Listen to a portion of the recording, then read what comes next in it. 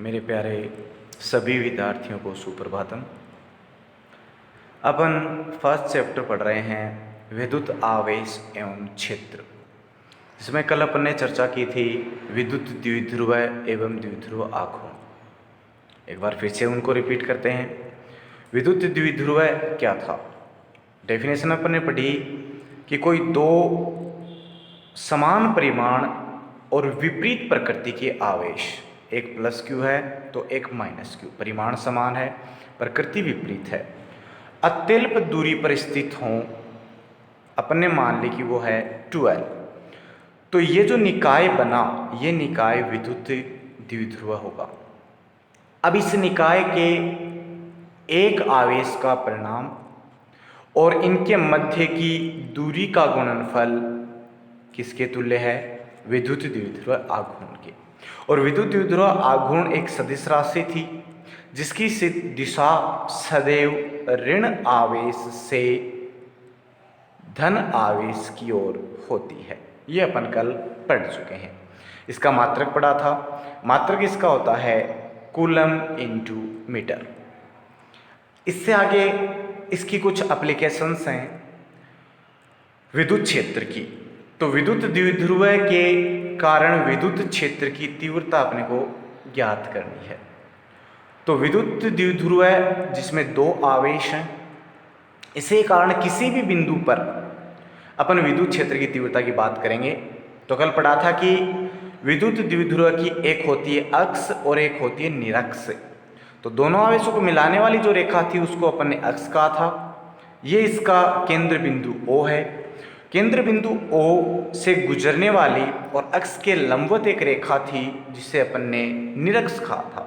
तो दोनों ही बिंदुओं के लिए अपन चर्चा करेंगे। तो पहला बिंदु अपना है कि विद्युत द्विध्रुव की अक्षीय रेखा पर विद्युत क्षेत्र की तीव्रता। मीनिंग अपने पास कोई विद्युत द्विध्रुव की अक्षीय रेखा पर कोई भी बिंदु अपन मान सकते हैं, उस पर इस द्विध्रुव के कारण कितनी विद्युत क्षेत्र की तीव्रता उत्पन्न होगी उसके बारे में अपन बात कर रहे हैं।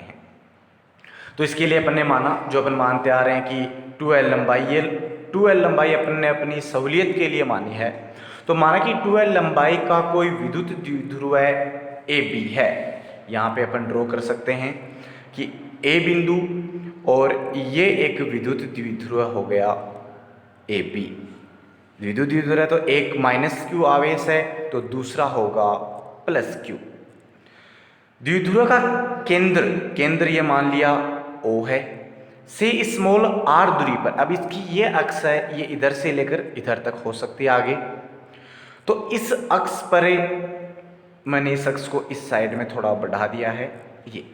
तो इस अक्ष पर केंद्र से स्मॉल r दूरी पर, ये इसका केंद्र है, तो इस केंद्र से स्मॉल r दूरी, ये स्मॉल r दूरी अपन ने मान ली। इसके ऊपर कोई बिंदु M स्थित है, ये बिंदु मैंने M दर्शा दिया। और इस बिंदु पर अपने को इस विद्युत द्विध्रुव के कारण विद्युत क्षेत्र की तीव्रता ज्ञात करनी है। तो इस पर विद्युत क्षेत्र की तीव्रता जो है वो द्विध्रुव के दोनों आवेशों के कारण उत्पन्न तीव्रताओं के सदिशियों के बराबर होगी। तो एक के कारण अपन मान ले, E से डिनोट करते हैं विद्युत क्षेत्र की तीव्रता को, एक के कारण मान ले E1 और एक के कारण मान ले अपन E2। तो दोनों के कारण जो परिणामी विद्युत क्षेत्र की तीव्रता E है वो E vector is equals to होगी E1 vector plus E2 vector. तो अपन पहले E1 का मान निकालेंगे, फिर अपन E2 का मान निकालेंगे। देखिए बिंदु B, ये वाला बिंदु B पर स्थित बिंदु आवेश कौन सा रखा है? प्लस Q के कारण बिंदु M पर विद्युत क्षेत्र की तीव्रता, जिसको अपन ने मान लिया E1 है, कितनी होगी? कल अपन ने पढ़ी थी कि विद्युत क्षेत्र कोई बिंदु आवेश, अभी अपन इसको एक अकेला बिंदु आवेश मान रहे हैं। तो बिंदु आवेश के कारण विद्युत क्षेत्र की तीव्रता थी KQ/R²। R वहाँ पे थी उस बिंदु आवेश से, R वहाँ पे थी उस बिंदु आवेश से परीक्षण बिंदु की दूरी। तो यहाँ पे बिंदु आवेश है प्लस Q, परीक्षण आवेश है M। तो इनके मध्य की दूरी कितनी? अपने को ये वाली दूरी पता है टोटल R है, ये वाली दूरी पता है टोटल 2L है, यहाँ से लेकर और यहाँ तक केंद्र बिंदु बिल्कुल मध्य में है तो ये वाली दूरी होगी L। तो टोटल R, इसमें से अगर ये L माइनस कर दें तो ये वाली दूरी अपने पास बचेगी कितनी, R माइनस L। मीन्स बिंदु आवेश से परीक्षण बिंदु के बीच की दूरी बचेगी R माइनस L। तो परिभाषा अनुसार विद्युत क्षेत्र के अपन लिख सकते हैं E1 vector is equals to K Q, ये वाला क्यू, अपॉन वो मध्य की दूरी का वर्ग, तो R माइनस L का स्क्वायर। पी कैप, पी यहाँ पे द्विध्रुव आघूर्ण का एकांक सदिश है। यहाँ द्विध्रुव आघूर्ण की जो दिशा है वो होती है ऋण आवेश से धन आवेश की ओर। मीन्स यहाँ पे पी वेक्टर की डायरेक्शन ये है। तो प्लस क्यू आवेश के कारण जो विद्युत क्षेत्र की दिशा होती है वो बाहर की ओर, मीन्स यहाँ पे डायरेक्शन होगी बी एम की दिशा में। तो E1 वेक्टर की दिशा ये हो गई। तो E1 वेक्टर की दिशा इस साइड में और द्विध्रुवाघूर्ण की दिशा भी उसी दिशा में, दोनों एक ही दिशा में हैं यहाँ पे, इसलिए पॉजिटिव। और ये पी कैप, ये जो पी कैप है ये एक एकांक सदिश है जो BM की दिशा में है, ठीक है।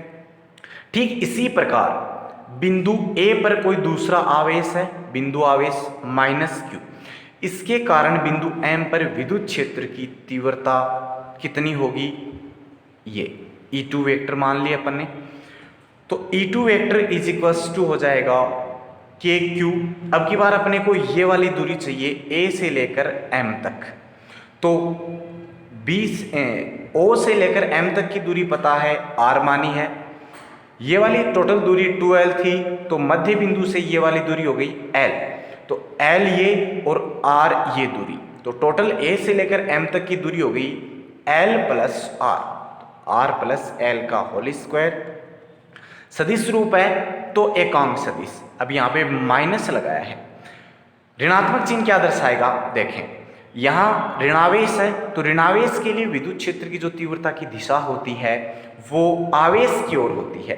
तो आवेश की ओर होती है तो ये वाली डायरेक्शन होगी किसकी, E2 वेक्टर की। तो E2 वेक्टर की दिशा विद्युत द्विध्रुव आघूर्ण की दिशा के विपरीत है। तो ये ऋणात्मक चिन्ह विद्युत क्षेत्र की दिशा को विद्युत द्विध्रुव आघूर्ण की दिशा के विपरीत दर्शा रहा है, एकांक सदिश है।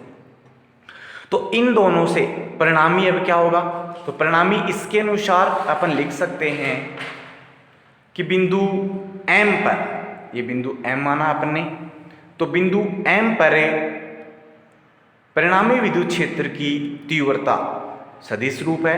तो E वेक्टर दोनों के सदिश योग के तुल्य होगी।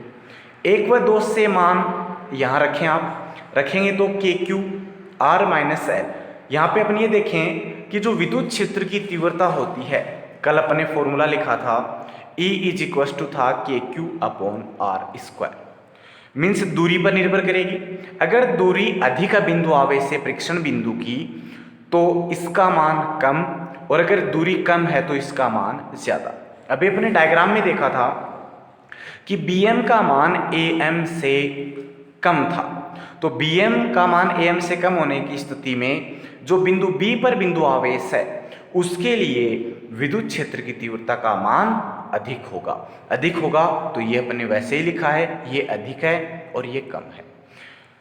रिजल्टेंट था, नेगेटिव साइन था उसमें, वो नेगेटिव साइन यहाँ पे, तो रिजल्टेंट क्या बचेगा, E vector is equals to KQ R minus L का whole square minus KQ R plus L का होल स्क्वायर, होल ब्रैकेट के बाहर P कैप।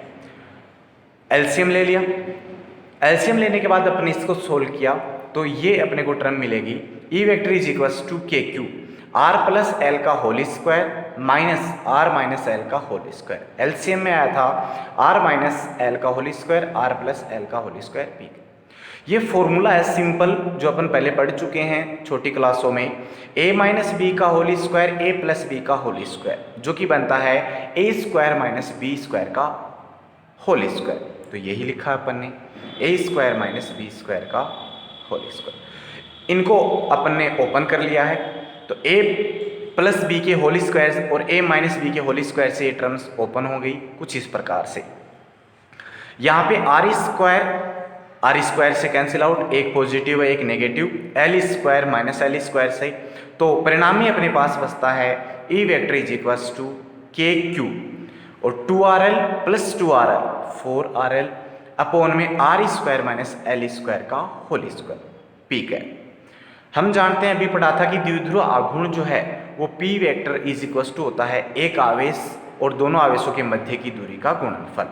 ये मान अपन यहाँ रख सकते हैं, Q ये रहा, 4 में से एक 2 के स्थान पर रखें और L, तो क्या बचेगा E अक्षीय इज इक्वल टू यहाँ से एक 2 के स्थान पर ये रखा, बाकी का 2 के P vector upon R square minus L square का होल स्क्वायर और मल्टीप्लाई में R P का।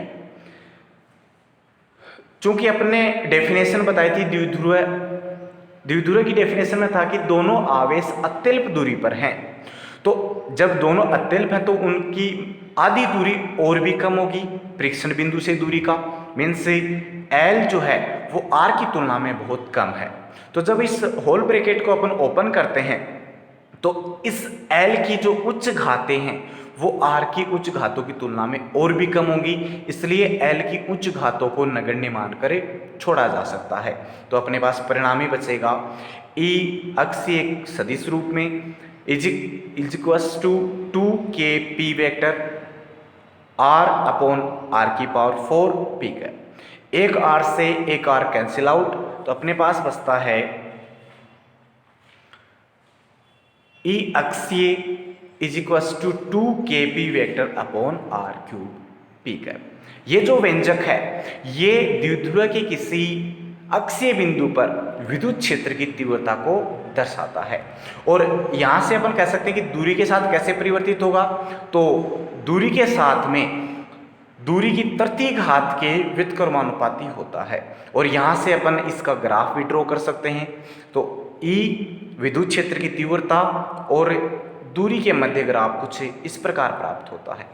यहाँ जो P कैप है ये P कैप एक एकांक सदिश है, और एकांक सदिश जो द्विध्रुव के अक्षीय बिंदु पर विद्युत क्षेत्र की तीव्रता की दिशा द्विध्रुव आघूर्ण की दिशा में दर्शाता है। तो इस प्रकार से अपन किसी अक्षीय बिंदु के लिए विद्युत क्षेत्र की तीव्रता ज्ञात कर सकते हैं।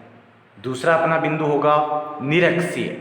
तो निरक्ष अपन ने बताई थी क्या होती है, केंद्र बिंदु से गुजरने वाली और अक्ष के लंबवत जो रेखा होगी वो निरक्ष, जिसका दूसरा नाम अपन कह सकते हैं विषुवतीय रेखा। तो उस विषुवतीय रेखा पर अपने को विद्युत क्षेत्र की तीव्रता ज्ञात करनी है। तो पुनः अपन ने माना कि अपने पास में एक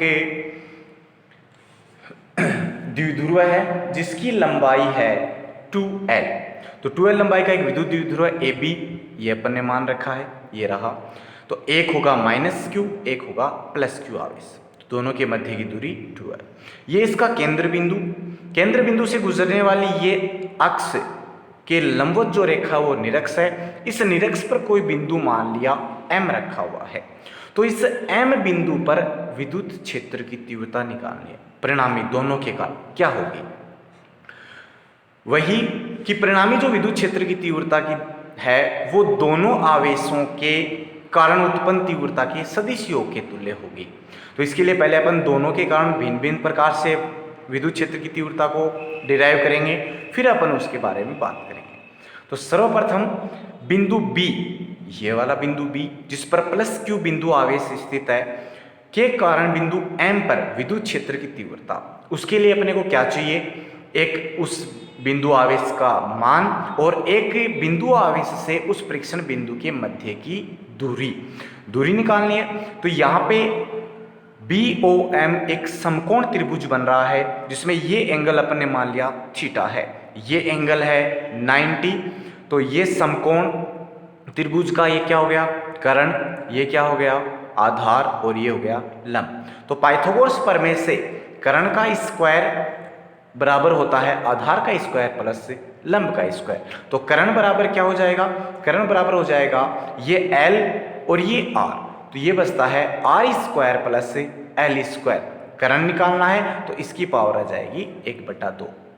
ठीक इसी प्रकार से ये मान R है, ये मान L है, तो ठीक इसी प्रकार ये वाली दूरी भी कितनी बचेगी, R square plus L square की पावर 1/2। अपने को दूरी मिल गई, आवेश का मान पता है, तो आप विद्युत क्षेत्र की तीव्रता लिख सकते हैं। विद्युत क्षेत्र की तीव्रता की परिभाषा अनुसार E बराबर के क्यू अपॉन दूरी का वर्ग होता है। तो इस आवेश के कारण विद्युत क्षेत्र की तीव्रता को E1 माना, तो E1 वेक्टर बराबर क्या बचेगा, K Q upon R square plus L square की पावर 1/2 का वर्ग होता है। तो ये 1/2 इसके स्क्वायर से कैंसिल आउट होगा, तो क्या बचेगा, R square plus L square. अब यहाँ पे सदिश रूप है तो इसकी दिशा दर्शाएंगे। दिशा पॉजिटिव चार्ज है तो होगी बाहर की ओर होगी, तो बी एम वेक्टर की दिशा में। तो यहाँ पे अपन इसकी दिशा दर्शा सकते हैं, ये दिशा हो जाएगी बी एम वेक्टर की दिशा में E1 वेक्टर की दिशा, कुछ इस प्रकार से। इसी प्रकार बिंदु A पर अन्य कोई बिंदु आवेश था माइनस Q जो द्विध्रुव का है, उसके कारण इसी बिंदु पर विद्युत क्षेत्र की तीव्रता ज्ञात करनी है। तो दूरी वही दूरी है R square plus L square की पावर 1/2 के क्यू। तो अपनी समीकरण बनती है E2 vector is equals to K Q upon R square plus L square. अब ऋणावेश है तो ऋणावेश के लिए विद्युत क्षेत्र की तीव्रता की जो दिशा होती है वो होती है आवेश की ओर होगी। तो ये मिलाने वाली रेखा और ये आवेश की ओर डायरेक्शन, ये मान होगा E2 वेक्टर की दिशा का। अपन ने बताया कि जो द्विध्रुव आघूर्ण की दिशा होती है वो होती है ऋण आवेश से धन आवेश की ओर, मीन्स यहाँ पे P वेक्टर की डायरेक्शन ये है। तो इन दोनों के कारण परिणामी क्या होगी, अब देखो ना तो ये इस विद्युत क्षेत्र की दिशा में है दोनों, ना इसके विपरीत है, मीन्स अनुदिश नहीं है। तो क्या करें, तो इसका परिणामी निकालने के लिए इन दोनों को अपन सदिश राशियां हैं तो सदिश घटकों में वियोजित कर सकते हैं। जब इनको आप घटकों में वियोजित करेंगे तो इनके घटक कुछ इस प्रकार से होंगे, ये घटक होते हैं इस प्रकार से। घटक हमेशा आपस में लंबवत होते हैं। अब घटकों का निर्धारण करने के लिए देखें, ये इसके समांतर है, AB के समांतर ये वाला घटक है और समांतर को ये तिर्यक रेखा इस प्रकार से प्रतिच्छेद करती है, तो ये थीटा, तो ये संगत कोण होगा, ये भी थीटा, कुछ इस प्रकार से। फिर ये दो समांतर को एक तिर्यक रेखा इस प्रकार से प्रतिच्छेदित कर रही है, तो ये थीटा, तो ये एंगल एकांतर कोण, ये भी कितना, थीटा। तो E1 वेक्टर के दो घटक हो जाएंगे, एक ये वाला और एक ये वाला। जिसके साथ थीटा एंगल ड्रॉ हो रहा है वो होता है कोस, तो ये बनेगा E1 कोस थीटा और ये बनेगा E1 साइन थीटा।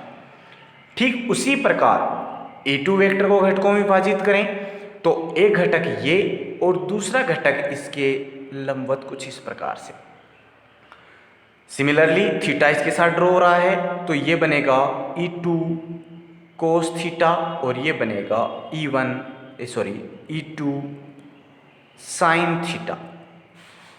अगर समीकरण 1 व 2 को देखें अपन तो दोनों समीकरण में विद्युत क्षेत्र की तीव्रता का जो परिमाण है वो परिमाण देख सकते हैं आप, समान है, केवल दिशा विपरीत है। तो अगर परिमाण की बात करूं तो दोनों का परिमाण समान है। तो यहाँ पे E1 का और E2 का दोनों का परिमाण समान है। परिमाण समान है तो E1 साइन थीटा और E2 साइन थीटा जो x के लंबवत घटक हैं परिमाण में समान है, दिशा में विपरीत हैं, तो एक दूसरे को निरस्त कर देंगे। और x के जो अनुदिश घटक हैं E1 cos theta, E2 cos theta, ये भी परिमाण में समान है और दिशा में भी समान है, तो ये एक दूसरे से जुड़ जाते हैं। तो परिणामी विद्युत क्षेत्र की तीव्रता की दिशा कुछ इस प्रकार प्राप्त होती है। देखें तो दोनों आवेशों के कारण जो तीव्रता थी वो परिमाण में समान है। डायग्राम से अपने देखा कि द्विध्रुव की अक्ष के जो लंबवत घटक थे E1 साइन थीटा और E2 साइन थीटा परिमाण में समान और दिशा में विपरीत होने से एक दूसरे को निरस्त कर देते हैं। जबकि अक्ष के जो अनुदिश घटक थे वो थे E1 कोस थीटा और E2 कोस थीटा, वो परिमाण में तो समान थे ही, दिशा में भी समान थे, इसलिए जुड़ जाएंगे।